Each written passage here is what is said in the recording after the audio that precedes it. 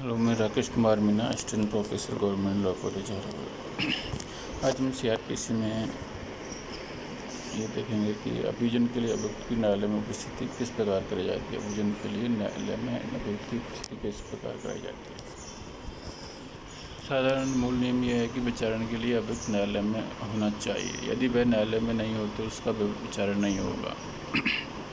लेकिन इसका अब बात है, जब न्यायालय में अभियुक्त उपस्थित नहीं होने के बावजूद उसका विचारण हो सकता है, जैसे सेक्शन 206 और 253 के अंतर्गत विशेष समन। सभी विचारण कार्रवाई दो शब्दों का प्रयोग होता है, जैसे अभियुक्त हाजिर होता है, अभियुक्त को पेश किया जाता है। अर्थात अभियुक्त हाजिर होता है का मतलब है अभियुक्त के विरुद्ध अभिरक्षा में नहीं है, वह स्वयं अपनी इच्छा से न्यायालय में आता है। अभियुक्त पेश किया जाता है मतलब है अभियुक्त को निरुद्ध रखा जाता है, जमानत पर नहीं दी जाती है। इस कारण उसे न्यायालय में प्रशासन द्वारा पेश किया जाता है। अर्थात दोनों में अंतर है। अभियुक्त को गिरफ्तार नहीं किया गया अथवा गिरफ्तार किया गया लेकिन जमानत पर छोड़ दिया गया है, तो ऐसी अवस्था में अभियुक्त को बुलाने हेतु क्या कार्रवाई करेगा न्यायालय। न्यायालय निम्न कार्रवाई करेगा सेक्शन 204, 87, 71 के अंतर्गत। इसमें सेक्शन 204 में ये बताया है कि आदेशिकाओं को जारी किया जाना। जब न्यायालय में परिवाद कोई पेश किया जाता है, सेक्शन 200 अंतर्गत जब उसके द्वारा जांच की जाती है और प्रथम दृष्टया मामला नहीं बनता है तो उसको 203 के अंतर्गत खारिज कर दिया जाता है। अगर मामला बनता है तो 204 के अंतर्गत कार्रवाई प्रारंभ की जाती है। आदेशिकाओं को जारी किया जाना, इसमें अभियुक्त को समन जारी करना, वारंट और अभियुक्त को न्यायालयों को सुनने के लिए वारंट जो जारी किया जा सकता है। सेक्शन 70 में प्रतिपूल लिए जाने का निर्देश है। जब कोई हाजिर होता है तो उसको उस वारंट उपस्थित होने के लिए प्रतिपूर्ति कर लिया जाता है। और 87 के अंतर्गत समन के स्थान पर या उसके वारंट जारी किया जाना। चाहे मामला पुलिस रिपोर्ट पर आधारित हो या परिवार पर, इसका कोई प्रभाव नहीं पड़ता। अभियुक्त की उपस्थिति के लिए न्यायालय द्वारा निम्न कार्रवाई की जा सकती है। इसे 204 के अनुसार समन मामलों में न्यायालय समन जारी करेगा तथा वारंट मामलों में न्यायालय समन या वारंट जो भी ठीक समझे जारी करेगा। अर्थात समन मामलों में सिर्फ समन जारी किया जा सकता है न्यायालय उपस्थित होने के लिए, मगर वारंट मामलों में न्यायालय समन या वारंट जो भी ठीक समझे जारी कर सकता है। हालांकि 87 के अंतर्गत समन मामला होने के बावजूद भी वारंट जारी किया जा सकता है। व्यवहारिक व्यवस्था में अभियुक्त की उपस्थिति के लिए न्यायालय समन जारी करता है। समन विहित प्रारूप में होता है। सीआरपीसी के अनुसूची 2 के फॉर्म संख्या 1 में समन का प्रारूप निश्चित किया गया है। सेक्शन 476 में हाईकोर्ट समन का प्रारूप विहित कर सकता है और प्रारूप विहित है तो अधीनस्थ न्यायालय उसका अनुसरण करेंगे। समन में क्या होता है, समन में किस प्रकार समन लिखित होता है, समन न्यायालय की भाषा में होता है, ये समन विहित प्रारूप में होता है और जारीकर्ता मजिस्ट्रेट के हस्ताक्षर होते हैं और ये न्यायालय की मुद्रा सील लगी होती है उसका, और ये 2 प्रतियों में होता है। समन की 2 प्रतियों में होता है, तो 2 प्रति इसलिए क्योंकि एक तामील के लिए वह एक अभिस्वीकृति के लिए होती है। मजिस्ट्रेट द्वारा जो समन जारी किए जाते हैं उनकी तामील सेक्शन 61 से 69 में दिए गए नियमों के अनुसार होती है। समन की तामील हो जाने पर भी अभियुक्त उपस्थित नहीं होता है तो न्यायालय 71 के अंतर्गत गिरफ्तारी का जमानती वारंट जारी करेगा। और जमानती वारंट की सम्यक तामील के बावजूद भी अभियुक्त उपस्थित नहीं हो तो अभियुक्त के विरुद्ध अजमानती गिरफ्तारी वारंट जारी किया जाएगा। ऐसे वारंट के निष्पादन में अभियुक्त को गिरफ्तार किया जाता है और न्यायालय में पेश किया जाता है। यदि गिरफ्तारी वारंट जारी किया गया अजमानती के बावजूद भी अभियुक्त न्यायालय में पेश नहीं किया जा सका, भाग गया है तो छुप गया है, तो न्यायालय में रिपोर्ट कर दी जाएगी कि वह किन्हीं कारणों से न्यायालय में पेश नहीं किया जा सका, फरार हो गया है, छुप गया है। तो न्यायालय ऐसे व्यक्ति को फरार अपराधी घोषित कर देगी और ऐसे व्यक्ति को बिना वारंट पुलिस सेक्शन 41 के अंतर्गत गिरफ्तार कर सकेगी। फरार व्यक्ति को ऐसे व्यक्ति के विरुद्ध न्यायालय में उपस्थित हेतु अन्य कार्रवाई की जा सकती हैं। ऐसे व्यक्ति के विरुद्ध न्यायालय में उपस्थित करने हेतु अन्य कार्रवाइयाँ भी की जा सकती है। सेक्शन 82 से 87 के अंतर्गत जैसे वो फरार हो गया है तो 82 के अंदर फरार व्यक्ति के लिए उद्घोषणा जारी की जाएगी, अखबारों में उसका प्रकाशन किया जाएगा और वो फरार हो उसके बाद में उसके 83 में फरार व्यक्ति की संपत्ति कुर्की की जाएगी। अगर वो जो दूसरा के बावजूद भी न्यायालय में उपस्थित नहीं होता है 30 दिन के अंतर्गत, तो उसकी संपत्ति की कुर्क कर ली जाएगी संपत्ति। और 84 के अंतर्गत कुर्की के दावे के आपत्तियाँ, अगर कोई संपत्ति कुर्क लाई तो किसी को दावे या आपत्तियाँ हैं तो उनका हल किया जाए। सेक्शन 85 में कुर्क कई संपत्ति का विक्रय नियुक्त करना।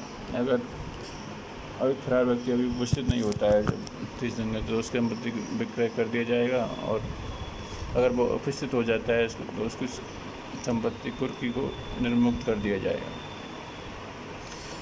सेक्शन 86 में कुर्क कई संपत्ति वापसी के लिए आवेदन नामंजूर करने की आदेश की अपील हाईकोर्ट में हो सकती है। 86 में कुर्क कई संपत्ति के लिए आवेदन नामंजूर करने आदेश की अपील हाईकोर्ट में हो सकती है। 86 के अंतर्गत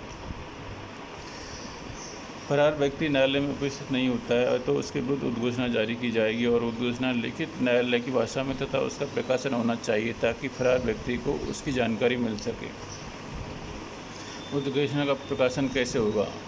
फरार व्यक्ति के जहाँ पर फरार व्यक्ति निवास करता है वहाँ ढोल बजाकर सार्वजनिक रूप से उसका प्रकाशन किया जाएगा या उसके निवास स्थान के सदर्श भाग पर चस्पा कर दिया जाएगा। और न्यायालय परिसर के नोटिस बोर्ड पर एक प्रति चिपका देना तथा ऐसे लोकल दैनिक समाचार पत्र प्रकाशन जहाँ फरार व्यक्ति निवास करता है, इसकी उद्घोषणा का प्रकाशन निम्न प्रकार से कर सकते हैं। एक या अधिक प्रकारों से प्रकाशन हो सकेगा। ऐसी उद्घोषणा का उद्देश्य यह है कि फरार व्यक्ति 20 समय दिनांक तक न्यायालय में उपस्थित हो जाए।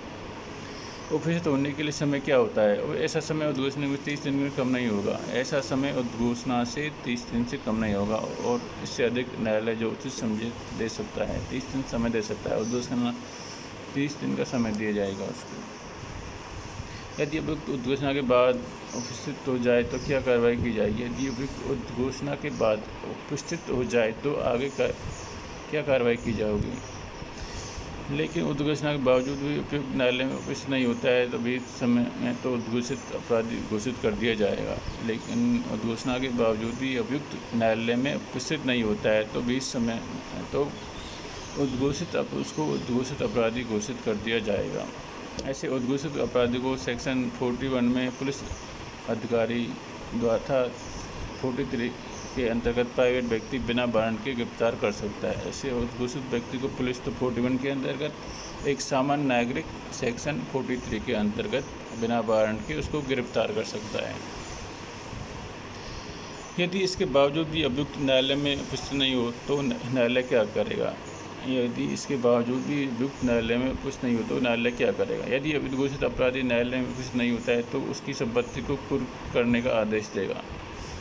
सामान्यतः उद्घोषित अवधि के समाप्त होने पर ही कुर्की का आदेश दिया जाता है। सामान्यतः उद्घोषित अवधि के 30 दिन की अवधि के समाप्त होने पर ही कुर्की का आदेश दिया जाता है। लेकिन असामान्य अवस्थाओं में संपत्ति की कुर्की का आदेश पहले भी दिया जा सकता है। जैसे अगर न्यायालय में यह पता चलता है कि अभियुक्त कुर्की से बचने के लिए अपनी संपत्ति को हटा रहा है या विवरण कर रहा है या उसको बेच रहा है तो आदेश पहले ही दिया जा सकता है। अगर न्यायालय ने अभियुक्त की संपत्ति के कुर्की का आदेश दे दिया है तो अभियुक्त की संपत्ति कुर्क हो जाएगी। अगर न्यायालय ने अभियुक्त की संपत्ति के कुर्क करने का आदेश दे दिया है तो अभियुक्त की संपत्ति कुर्क हो जाएगी। कुर्की कैसे करेंगे? संपत्ति का कब्जा लेकर, प्रशासक नियुक्त करके या रिसीवर नियुक्त करके। 3 प्रकार से कुर्की कर सकते हैं। जैसे संपत्ति का कब्जा ले लिया या कोई प्रशासक नियुक्त कर दिया, उसमें वहाँ जाकर संपत्ति की देखभाल करने के लिए उसको एक रिसीवर नियुक्त करके रिसीवर भी नियुक्ति की जा सकती है। लेकिन अभियुक्त की संपत्ति राज्य को राजस्व देने वाली संपत्ति है को राजस्व देने वाली संपत्ति है तो ऐसी संपत्ति को जिला कलेक्टर के माध्यम से ही कुर्क किया जाना चाहिए। अगर कोई संपत्ति राजस्व देने वाली संपत्ति है तो ऐसी संपत्ति को जिला कलेक्टर के माध्यम से ही कुर्क किया जाती है। सेक्शन 122 से 86 में केवल अभियुक्त की संपत्ति को ही कुर्क किया जाएगा, किसी अन्य व्यक्ति की संपत्ति को कुर्क नहीं किया जाएगा। सेक्शन 822 से 86 में केवल अभियुक्त की संपत्ति को ही कुर्क किया जाएगा, किसी अन्य व्यक्ति की संपत्ति को कुर्क नहीं किया जाएगा। यदि किसी अन्य व्यक्ति की संपत्ति कुर्क हो जाए तो क्या इस कुर्की का अवैध होगी? क्या किसी अन्य व्यक्ति की संपत्ति गलती से कुर्क हो जाए तो क्या अवैध होगी? सेक्शन इसमें 466 में बताया गया है। सेक्शन 466 में त्रुटि या गलती का कुर्की का अवैध न होना। 466 में यह बताया गया कि त्रुटि या गलती से कारण कुर्की का अवैध नहीं होना। अगर सद्भावना में किसी अन्य व्यक्ति की संपत्ति कुर्क हो जाए तो कुर्की का अवैध नहीं हो जाती। ऐसी संपत्ति के लिए जो रिसीवर नियुक्त किया गया वह अतिचारी नहीं बन जाता। न्यायालय द्वारा दिए गए कुर्की के आदेश में किसी अन्य व्यक्ति की संपत्ति कुर्क हो जाए तो अन्य व्यक्ति को क्या उपचार है? न्यायालय द्वारा दिए गए कुर्की के आदेश में किसी अन्य व्यक्ति की संपत्ति कुर्क हो जाए तो ऐसे अन्य व्यक्ति को क्या उपचार उपलब्ध हैं? अगर किसी अन्य व्यक्ति की संपत्ति कुर्क हो जाए तो जिस मजिस्ट्रेट के आदेश पर संपत्ति कुर्क हुई है उस मजिस्ट्रेट को संपत्ति छुड़ाने का आवेदन किया जाएगा। ऐसा आवेदन कुर्की के आदेश के 6 माह के भीतर करना होगा। ऐसा आवेदन कुर्की के आदेश के 6 माह के भीतर करना होगा। यदि आवेदन करने में 6 माह की देरी होने पर क्या होगा?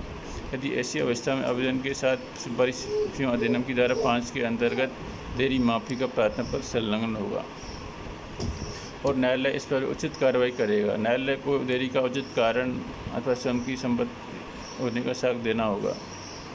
जिस मजिस्ट्रेट को आवेदन किया गया यदि वह संतुष्ट हो जाए कि आवेदक ऐसी संपत्ति का मालिक है तो संपत्ति को सुपुर्द करने का आदेश दे देगा। लेकिन यदि न्यायालय संतुष्ट नहीं है तो संपत्ति को मुक्त नहीं करेगा तथा आवेदन खारिज कर देगा। यदि संपत्ति की कुर्की के विरुद्ध आवेदन किया गया अन्य व्यक्ति द्वारा तथा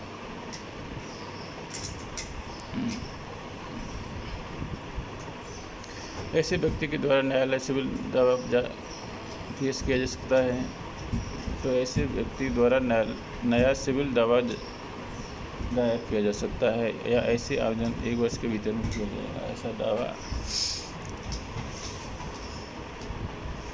अब आवेदन खारिज होता है तो वो नया सिविल दावा कर सकता है। आवेदन 1 वर्ष के भीतर किया जाना चाहिए। ऐसी अवस्था में अचल जीवधन किसी भी संपत्ति को कुर्क किया जा सकेगा। ऐसी अवस्था में अचल जीवधन किसी भी संपत्ति को कुर्क किया जा सकेगा। जिन संपत्ति को कुर्क किया जाता है उन्हें तत्काल विक्रय नहीं किया जाता, लेकिन संपत्ति प्राकृतिक रूप से शीघ्र उदयस्वर प्रकृति है, छीन जीवधन है तो उसका तत्काल विक्रय किया जा सकेगा। जैसे कोई सब नष्ट होने वाली है तो उसको तुरंत विक्रय किया जा सकता है। 6 माह की अवधि के बाद या विवाद का निपटारा होने के बाद संपत्ति का विक्रय हो सकता है। 6 महीने की अवधि के बाद या विवाद का निपटारा होने के बाद संपत्ति का विक्रय हो सकता है यदि अभियुक्त उपस्थित नहीं होता है। यदि 2 वर्ष में भी अभियुक्त न्यायालय में उपस्थित हो जाए तथा न्यायालय को अपनी असंतुष्टि के कारण से संतुष्ट कर दे तो कुर्की से संपत्ति को मुक्त कर दिया जाएगा। यदि संपत्ति को विक्रय कर दिया गया है तो खर्चों को काटने के बाद आगमों को अभियुक्त को लौटा दिया जाएगा। यदि न्यायालय अभियुक्त के उपस्थित होने पर भी आगमों को नहीं लौटाता है तो क्या उपचार है? ऐसे अवस्था में अभियुक्त को ऐसे आवेदन को कोर्ट में अपील कर सकता है। ऐसी अवस्था में अभियुक्त ऐसे आदेश के विरुद्ध अपील कर सकता है हाई कोर्ट।